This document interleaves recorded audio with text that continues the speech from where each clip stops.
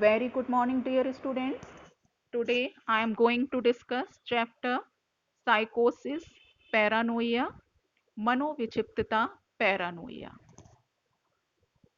Paranoia मनोविकार, मनोविक्षिप्तता के अंतर्गत आने वाला विकार है। पैरानोइया शब्द दो शब्दों से मिलकर के बना है, पैरा प्लस नोइया। पैरा से आशय झूठे, मिथ्या एवं नोइया से आशय मन के विश्वास से है। कोलमेन के अनुसार पैरानोइया के रोगी में व्यामोह से संबंधित सिस्टम का विकास गहन एवं मंद गति से होता है। यह विकास अतार्किक, अव्यवस्थित होता है। इसमें महानता एवं दंडात्मक व्यामोह की प्रधानता होती है। व्यामोह के अतिरिक्त व्यक्ति का संपूर्ण व्यक्तित्व आपस में जुड़ा रहता है और कोई गंभीर विघटन नहीं होता है।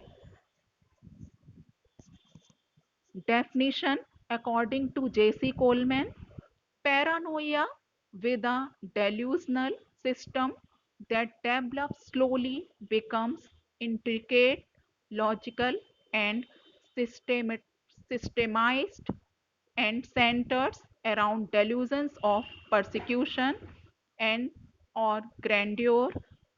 Aside from the delusions of the patient, personality remains relatively intact with no evidence of serious disorganization or no hallucinations, unlike the system in paranoid schizophrenia.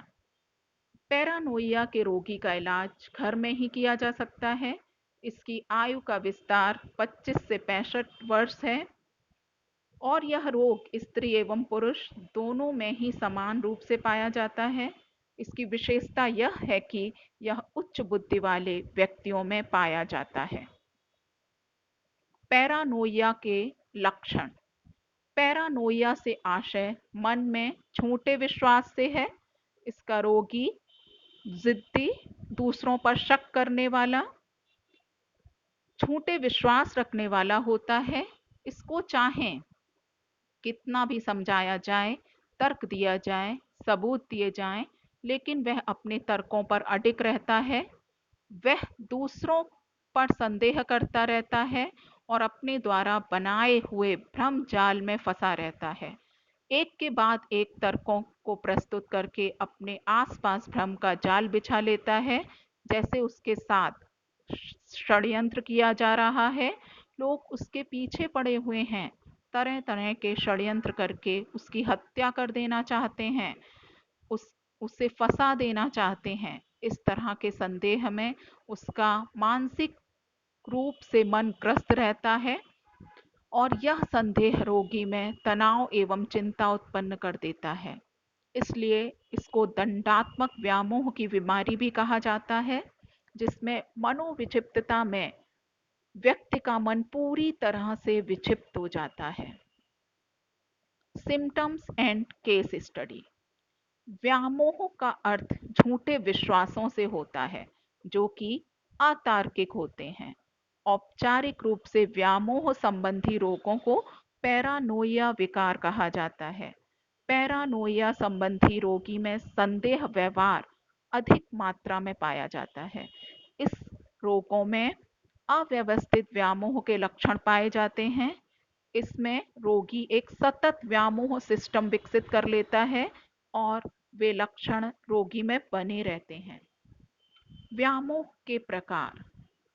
Paranoia के रोगियों में महानता एवं दंडात्मक व्यामोह की प्रमुखता रहती है।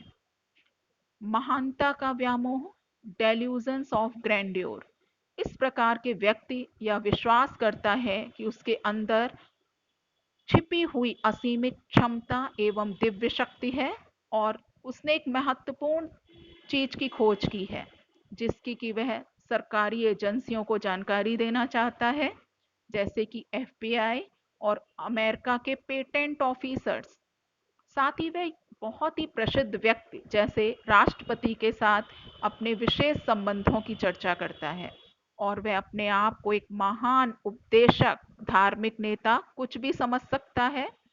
रोगी अपने को महान नेता, कभी वैज्ञानिक, कभी चिकित्सक, कुछ भी समझ सकता है। मानता महानता के व्यामोह में हॉफमैन ने एक केस का वर्णन किया है कि एक व्यक्ति अमेरिका के राष्ट्रपति के पास गया और बोला कि उसने फ्लेम टावर नाम का एक यंत्र बनाया है। वह उसके द्वारा अमेरिका की शत्रुओं से रक्षा करना चाहता है। कुछ लोग इसे चुराने के लिए षड्यंत्र रच रहे हैं। उसे वह पेटेंट कराना चाहता है। इसका वर्णन करते हुए कहता है कि नंबर 1 ईश्वर है, नंबर 2 जीसस क्राइस्ट है और नंबर 3 मैं हूं। दंडात्मक व्यामोह, डेल्यूजन्स ऑफ परसिक्यूशन। दंडात्मक व्यामोह से ग्रसित व्यक्ति किसी अन्य व्यक्ति की संदेह और शक के आधार पर हत्या तक कर सकता है। पैरानोइया के रोगी में यह महसूस होता है कि उसे अकेला छोड़ दिया गया है। उसके साथ लोग बुरा व्यवहार कर रहे हैं। लोग उसका फायदा उठाना चाहते हैं। जासूस उसके पीछे पड़े हैं। अपने आप को वह संसार से उपेक्षित समझता है। उसे लगता है कि संसार के लोग बहुत ही स्वार्थी और निष्ठुर हैं। दुश्मन उसके साथ बुरा व्यवहार कर रहे हैं। उसकी बहुत ही जरूरी चीजों की चोरी हो गई है। उसकी बहुत ही जरूरी चीजों की चोरी करने में लगे हुए हैं। लोग उसके पीछे रात दिन उसी की ही बातें किया करते हैं और सिर्फ उसी के बारे में ही सोचा करते हैं, जैसे कि उसको कैसे नुकसान पहुंचाया जाए। लोग उसके पीछे नहा धोकर पड़ गए हैं और उसके पीछे तरह तरह के षड्यंत्र रचा रहे हैं। मिलनर ने दंडात्मक व्यामोह के केस का अध्ययन किया है जिसमें 33 वर्ष के एक व्यक्ति ने अपनी पत्नी की हत्या हथौड़ा मार मार कर दी थी। वह समझता था कि उसकी पत्नी किसी अज्ञात रोग से पीड़ित है। वह इस रोग को अपने पति को लगा देना चाहती है ताकि वह मर जाए। वह जानता था कि यह बीमारी कैंसर के कीटाणुओं से संबंधित है। उसने उसकी हत्या का प्रमाण निम्न प्रकार दिया। हत्या करने से पहले उसने अपनी पत्नी का एक छोटा सा बीमा करा दिया। विवाह पूर्व उसकी पत्नी का मित्र जिसकी अचानक मृत्यु हो गई थी, उसकी मृत्यु का कारण उसकी पत्नी के संक्रमण के कीटाणुओं को समझता था। जिस मकान में उसकी पत्नी रहती थी उस मकान में 5 वर्षीय लड़का था जिससे दौरे पड़ते थे। वह मानता था कि उसके सास ससुर को भी दौरे से पीड़ित हैं। पत्नी की हत्या से पूर्व उसने अपने खाने के स्वाद में कुछ परिवर्तन महसूस किया। उसका खाने का स्वाद कुछ कड़वा हो गया। इससे वह अपनी पत्नी के खाने में जहर मिला देने के कारण समझकर उसके स्वाद में परिवर्तन हो गया समझता था। पैरानोइया और पैरानॉइड अवस्था में अंतर। पैरानोइया एवं पैरानॉइड अवस्था में अंतर।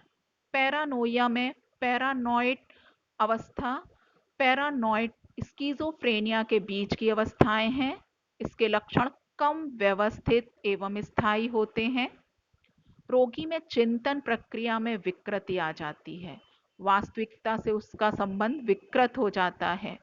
व्यक्ति में व्यामोह के लक्षण तीव्रता से उत्पन्न हो जाते हैं किंतु रोगी विघटित नहीं होता। वह सामान्य व्यक्ति की तरह रहता है, विवाह करता है, नौकरी करता है एवं सामान्य क्रियाकलापों में हिस्सा लेता है। मनोविक्षिप्तता पैरानोइया के कारण। पहला, दोषपूर्ण सीखना एवं संप्रेषण। स्वासन ने अपने अध्ययन में पाया कि पैरानोइया का रोगी जिद्दी, संदेही, विरोधी, अनुशासन विरोधी, दूसरों को ना मानने वाला, उदास किस्म का व्यक्ति होता है। उसका सामाजिक विकास ठीक ढंग से नहीं हुआ होता। रोगी का सामाजिकरण एवं दूसरों से संबंध ठीक ढंग से विकसित नहीं होते और उसके जीवन में खेल के प्रति उसकी रुचि नहीं होती। जिससे खेल का विकास भी ठीक ढंग से उसमें नहीं होता। दूसरा मुख्य कारण असफलता एवं हीनता की भावना है। पैरानोइया का रोगी अपने जीवन में असफल होता है, जिससे कि उसमें हीनता की भावना विकसित हो जाती है। रोगी अपने जीवन के अनेक व्यावसायिक, शैक्षिक एवं पारिवारिक क्षेत्र में असफल होते हैं। इनका समायोजन किसी भी क्षेत्र में पूर्ण रूप से सफल नहीं हो पाता। यह रोगी अपने को श्रेष्ठ समझते हैं और थोड़ी सी आलोचना भी सहन नहीं कर पाते। प्रशंसा की लालसा चाहने वाले व्यक्ति होते हैं।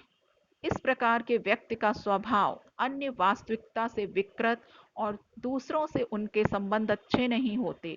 रोगी अपने जीवन में सफलता एवं दूसरों के साथ संबंध गलत ढंग से, टूटे हुए ढंग से देखता है। उसके अंदर मनोरचनाओं का अतिरंजित प्रयोग होता है। वह अपने अहम को बचाने के लिए विस्थापन एवं प्रक्षेपण जैसी मनोरचनाओं का प्रयोग करता है। तीसरा कारण स्वरचित समुदाय की स्थापना। कैमरॉन के अनुसार उन्होंने अपने अध्ययन में पाया कि इस प्रकार का रोगी अपनी सुरक्षा का विस्तार, स्वयं निर्मित समुदाय की स्थापना और अपने अहम को हानि न पहुंचाने के उद्देश्य से अपनी सुरक्षा का विस्तार करते हैं। रोगी का व्यवहार बहुत ही रूखा, अनम्य एवं दूसरों के साथ विघटित हुआ होता है, टूटा हुआ होता है। रोगी अपने आसपास के लोगों को अपना विरोधी, दुश्मन समझता है एवं दूसरों के साथ संबंध ना अच्छे होते हुए भी अपनी असफलताओं को दूसरों पर आरोपित करता है। अपने द्वारा रचाई हुई कल्पित दुनिया में काल्पनिक दुनिया की स्थापना कर लेता है और उसमें रहता है। अपने आसपास के वास्तविक एवं काल्पनिक व्यक्तियों को इकट्ठा करके अपने संसार की स्थापना करता है और वह उन्हें अपना विरोधी समझता है। सभी प्रकार के व्यवहारों की व्याख्या व्यक्ति इसी समुदाय के आधार पर करता है और इसकी स्थापना हो जाने के बाद उसे लगता है कि सब कुछ स्पष्ट हो गया है और उसकी व्याख्या अपने तर्क के अनुसार करता है। जैसे ऑफिस में यदि कोई नया कर्मचारी आता है तो वह समझता है कि उसके खिलाफ षड्यंत्र रचने के लिए ही आया है और उसकी जासूसी करने के लिए ही आया है। रोगी अपने विरुद्ध षड्यंत्र की व्याख्या इस प्रकार करता है कि दुश्मन उसके विरुद्ध षड्यंत्र रचा रहे हैं। इस षड्यंत्र में वह रात दिन करोड़ों रुपए खर्च कर रहे हैं और वह कहता है कि करोड़ों रुपए खर्च कर रहे हैं तो क्या हुआ, मैं भी तो विश्व का सबसे बड़ा परमाणु वैज्ञानिक हूँ। इस प्रकार के तरह तरह के झूठे विश्वासों से उसका मन संलिप्त हो जाता है और रोगी बहुत हद तक विक्षिप्त हो जाता है। उसका वास्तविकता से संबंध टूटता जाता है। रोगी लगातार तनाव और चिंता से ग्रस्त रहता है। मनोचिकित्सा उपचार। रोगी का उपचार विभिन्न प्रकार की मनोचिकित्साओं के द्वारा किया जाता है, जिसमें मनोऔषधि चिकित्सा प्रमुख है। रोगी को इलाज में विभिन्न तरह की मेडिसिन्स भी दी जाती हैं और उसकी चिकित्सा विभिन्न प्रकार के मनोचिकित्सा के द्वारा, साइकोथेरेपी के द्वारा की जाती है, जिसमें समाज चिकित्सा का उपयोग रोगी के उपचार में किया जाता है। ऐसे रोगियों को अस्पताल में भर्ती नहीं किया जाता, बल्कि इन रोगियों का इलाज घर पर ही किया जाता है। इस प्रकार के रोगियों में संज्ञानात्मक व्यवहार विश्लेषण विधि सबसे महत्वपूर्ण भूमिका निभाती है। रोगी के संज्ञान में जो अतिहीनता की भावना जन्म ले लेती है, उसमें एक सही तरीके के मानक व्यवहार प्रस्तुत किया जाता है।